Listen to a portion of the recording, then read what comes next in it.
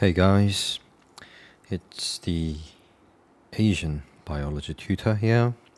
So today we are going to look at 2022 May-June IGCSE biology exam paper. This is paper 2, multiple choice question for extended. It's 0610 and it's version 21. So let's get started with number 1. Okay, so all living organisms release energy from nutrient molecules within their cells. What is the name of this characteristic? So we've seen this question quite a lot before. If you look at my other videos, they were actually same questions.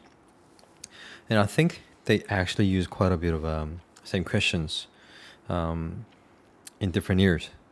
So it's good to practice a few questions, like few past papers, because it's quite possible that you can get one or two same answers from previous years in your exam. So I'm saying there's a good chance.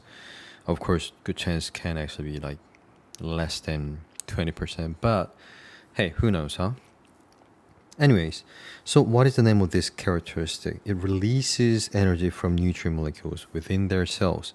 So releasing energy basically is respiration. So respiration is the release of energy from nutrient molecules such as glucose molecules in IGCSE biology, okay? So the answer for this one is C.